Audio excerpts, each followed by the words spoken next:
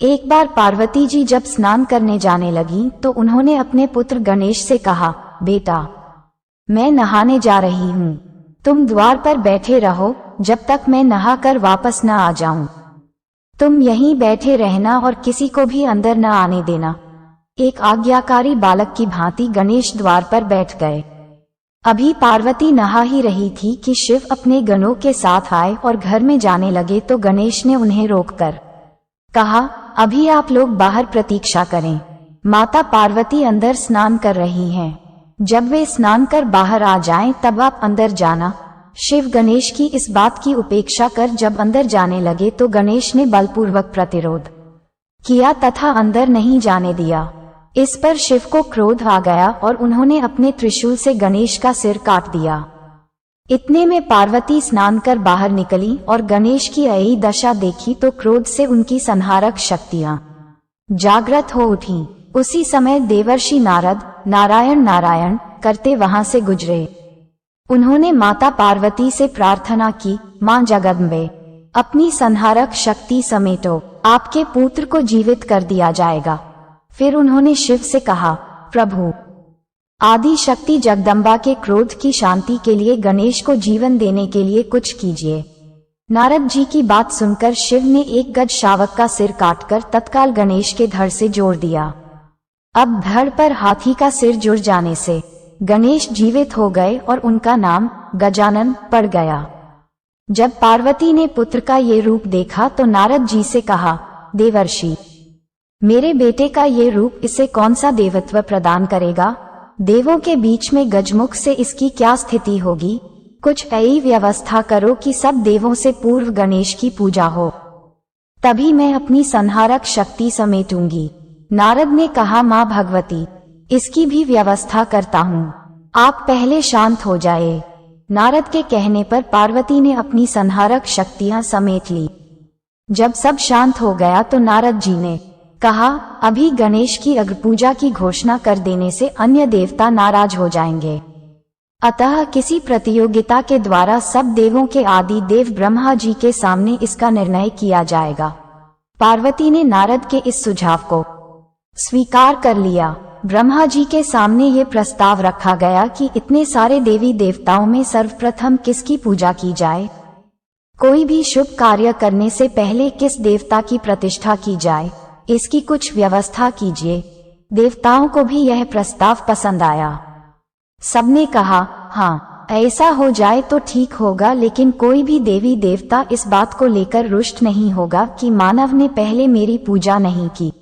ब्रह्मा जी ने कहा, तुम्हारा प्रस्ताव उचित है नारद जी, तुमने ऐसी समस्या रखी है तो तुम ही कोई ऐसी योजना बताओ कि जिससे निर्णय हो सके कि किस देव की अग्रपूजा की जाए। नारद ने कहा, तात, मेरे विचार से तो एक प्रतियोगिता का आयोजन किया जाए। देवी देवता अपने अपने वाहन पर सवार होकर इस पृथ्वी की परिक्रमा पूरी कर सबसे पहले आपके पास आ जाए, वही अग्रपूजा का अधिकारी हो। देवर्षि नारद के इस सुझाव को सबने स्वीकार किया। ब्रह्मा जी ने भी इसे स्वीकृति दे दी। सब देवता अपने अपने वाहनों पर सवार होकर पृथ्वी की परिक्रमा करने निकल पड़े। गणेश जी अपने चूहे पर सवार हुए, वे ही सबसे पीछे रहे। उनकी सवारी चूहा अन्य देवताओं की सवारियों का क्या मुकाबला करता, पर प्रतियोगिता में भाग तो लेना ही था।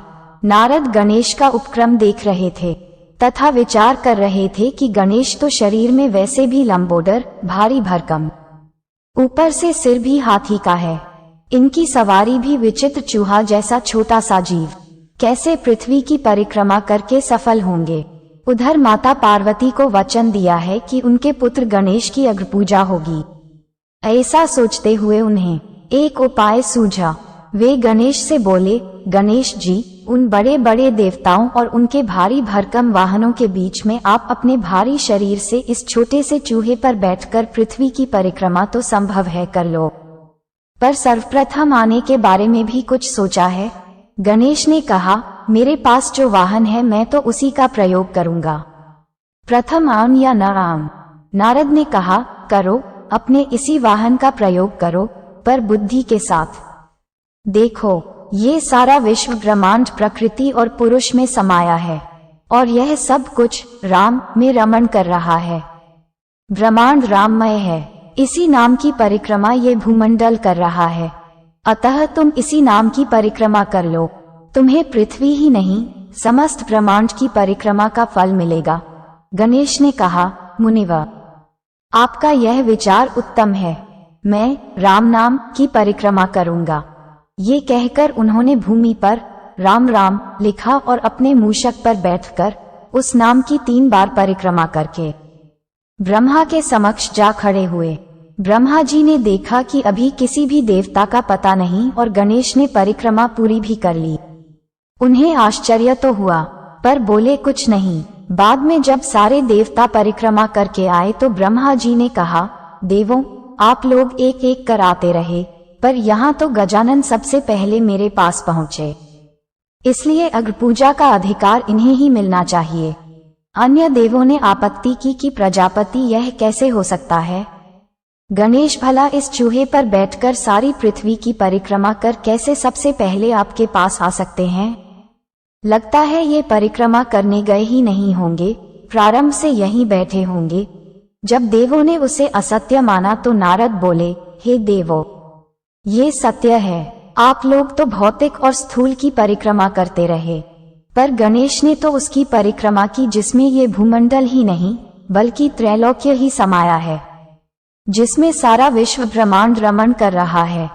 उस राम नाम की 3 बार परिक्रमा कर ये त्रैलोक्य की परिक्रमा कर सबसे पहले पहुंचने वाले हो गए हैं, इसलिए इन्हें विजयी घोषित किया जाता है। ये प्रथम अग्रपूजा के अधिकारी हैं। ये कहकर नारद नारायण नारायण कहते हुए देवलोक को चल दिए। कहानी अच्छी लगी तो वीडियो को लाइक करें, अपने दोस्तों के साथ शेयर करें और इस कहानी से आपने क्या सीखा कमेंट में जरूर बताएं और ऐसे ही ज्ञान से भरी और भी कहानी सुनने के लिए चैनल को सब्सक्राइब करें। और तब तक के लिए जय श्री राम दोस्तों, मिलते हैं एक नई कहानी के साथ। धन्यवाद।